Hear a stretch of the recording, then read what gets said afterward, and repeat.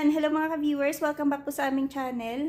Ihahatid ko lang siya ngayon sa school kasi meron silang orchestra concert na pupuntahan. Yung ano lang nila, yung miyembro lang ng school band. Nihingal ako kasi nag-start akong sasakyan, sabi ko hala anong oras na pala. So hatid ko lang siya dun sa school, tapos magbabas lang sila kasama yung teacher nila sa music. Tara na Beng! Marami pa kayong pupunta? Yes. Oh, halos lahat ng sa banda. Tapos kanina, nag-iisip siya kung anong isusuot niya. Ayan, nakahanap naman siya ng ang cute. Nakapalda. Ang cute lang ka. Minekos-mekos lang niya yung kanyang suot para Diba? yan, maging ganyan. Sa Halloween lang to. Ni-reuse. Nireuse lang. Tara na. Let's Jacket go. mo. Andito. So, ayan po, officially spring na po dito sa amin. Pero, may ambon-ambon. Tsaka, tara na, Peng. Wait. Madala ka na. Si pa nga, magbibihis pa lang eh. Baka mga ano pa. Eh, malapit naman kasi siya dun. Oo nga. Ay, sa bagay, ano naman kayo eh. 6 kayo susunduin. Ang ganda ni madam, oh. Tapos na ba ang ano niya? Grabing dumi-dumi ng sasakyan. Punasan ko lang yung backup cam dito kasi sa dumi nito, ang hirap yung minsan natatakpan. Malabo. Yung in fairness, ang ganda ng damit mo, ha?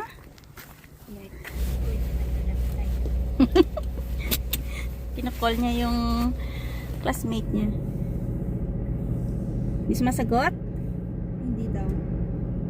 Wala, kasi walang instruction na ganun sa email. Wala talagang Kasi manonood lang kayo ng concert, hindi naman kayo yung magpe-perform, te. Yes. Yes. So, ayun mga ka-viewers, alis muna kami.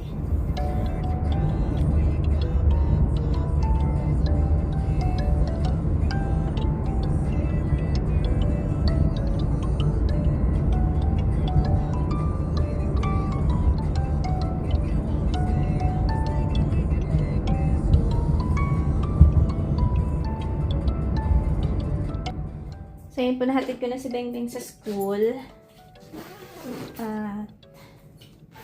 I-check pa natin yung ibang mga plants dito.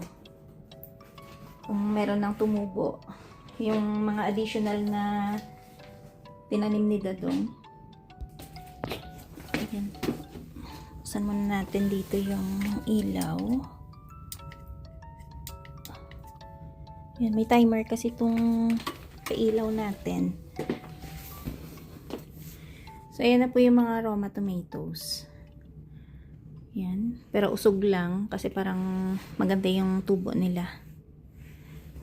At, ayan yung okra. So, may mga sumusunod pang, ayan o, bagong tubo. Sana tumubo lahat eh, no? Kahit sabihin mo na medyo late lang yung iba. At, ito yung mga kasabayan po niyang itinanim. Bale, ito yung, ayan, mga sili to na iba-iba kulay. Yung may orange, may red, at parang yellow. Ito naman yung mga eggplants. Ayan o. Ang dami. Pero usog. Sana umukay yung pagtubo nila yun, no? Yung paglaki. Yung siling labuyo, ayan, merong isa pa lang yung nakita ko. Ito naman yung ayan, eggplants din to. So, ayan, sana tuloy-tuloy yung paglaki nila. Kasi nga, di ba? Ayan, ang dami.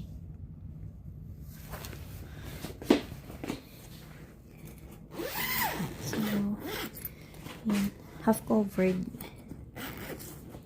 Ayan, medyo pasingawin natin ng konti kasi baka naman masobra ng init. Tapos, yung iba po niyang tinanim, yung pinapatubo niya, tinakpan po niya ng ito, yung plastic, para makulob. Kasi wala na siyang ganito pa. Wala nang space dito. So, dyan siya nakalagay. At sana, tumubo lahat. Basta nare-relax talaga ako pag nakita ko tong mga to. Lalo pag morning, na sumisikat dito yung araw. Diba, ang ganda. Ngayon kasi gloomy, tsaka hapon na. So, ayan. May time na parang gusto ko sumalampak dito sa sahig. May time po na yung bang minsan kumakain kami, tapos sila dun sa table. Ako naman, gusto ko dito maupo kasi parang nakaka-relax na yung weight mo. Lahat sa sahig. So, ayan ang sarap. Dali. Ayan. Pakita ko lang yung dagdag naming mga alaga. Ayan, 2 snake plants. Bale, naka-sale daw po to nung last week sa Rona. Wala pa ata 5. So, mapapansin nyo, diba, yung isang paso, meron siyang 2. So, kung marunong ka mag-alaga, mabilis pala magpadami ng snake plants. Ito naman 3. Diba, no? Lulusog. Ayan. Hanapan pa namin to ng yung white na pots. Yung maliliit.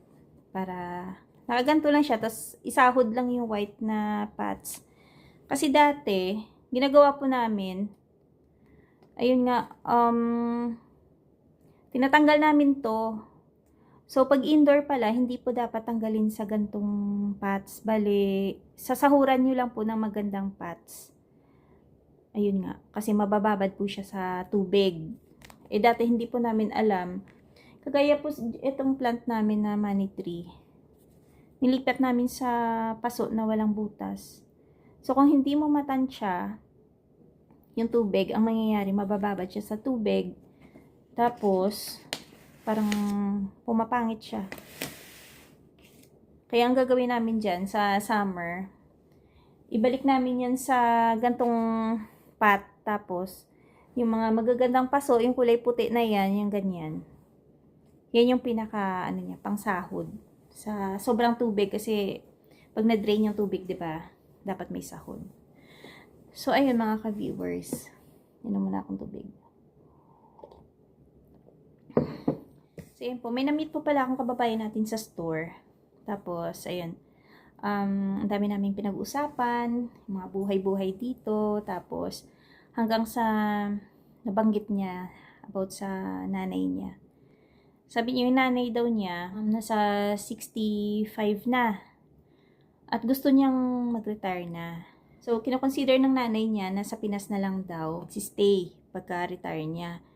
Kasi, ang pinaka-dahilan niya, yung cost of living dito ay napakataas. So, yung pension na matatanggap niya, hindi sapat kung halimbawa dito niya gagastusin.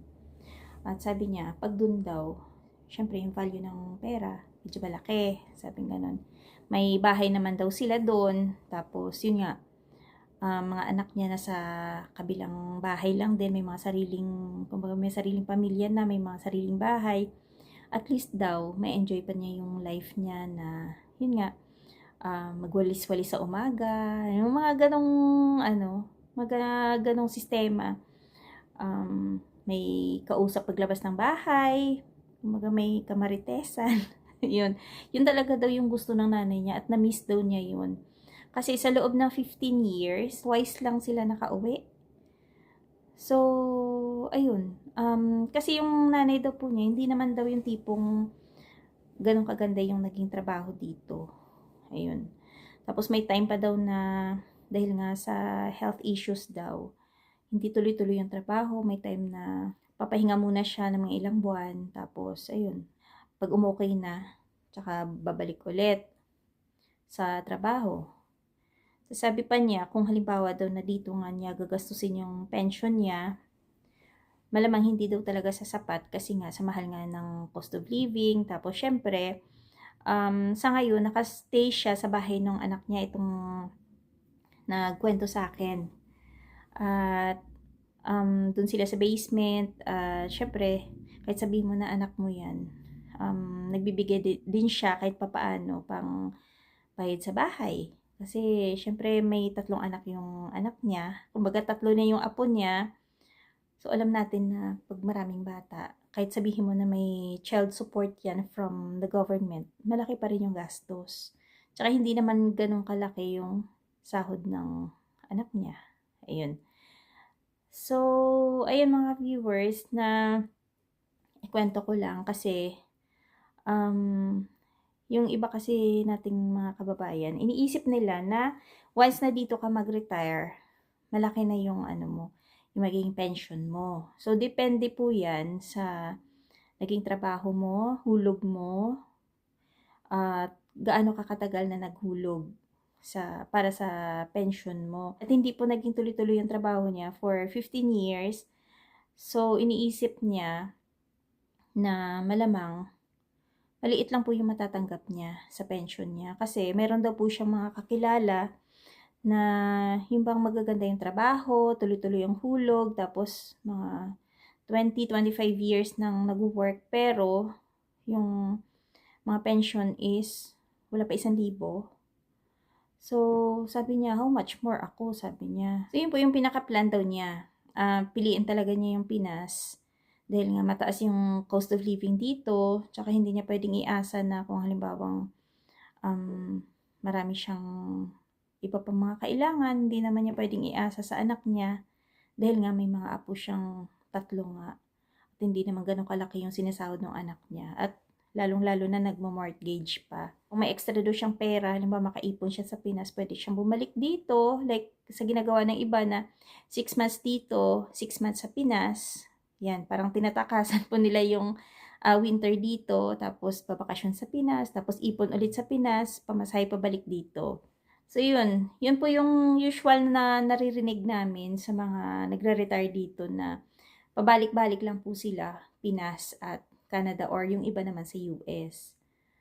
So, ayun, depende naman po sa ano yan, sa magiging sitwasyon, kung kagaya ng iba naman na nagre-retire na maganda naman yung naging trabaho, maganda yung hulog nila, malaki yung hulog nila, 'di ba? So, mas malaki din yung nagiging pension nila. At lalo na yung iba secured na wala nang binabayarang mortgage. So, ayan, mas malaking advantage po sa kanila na magiging maganda yung pag-retire nila kasi wala na silang iniintindi na bayarin pa sa bahay.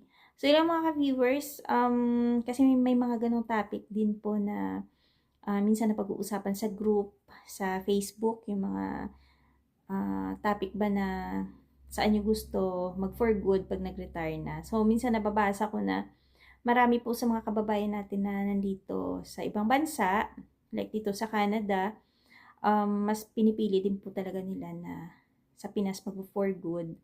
Kasi nga, syempre, feels like home daw talaga pag nasa Pinas. At sabi ng iba, aanuhin mo pa yung buhay na magstay ka pa rin dito sa malamig na lugar. Hindi mo ma-enjoy yung natira mong buhay dahil retired ka naman na. Why not daw na umuwi ka na lang sa Pinas? At least nandun pa yung mga pamilya mo, marami kang makakausap.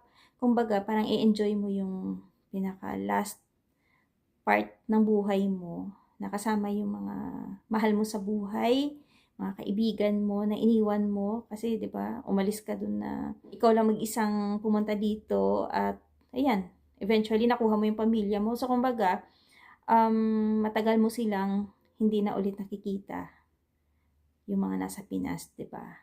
As long as masaya ka sa pinili mo, di ba? Walang ano yun. Walang question yun as long as doon ka masaya.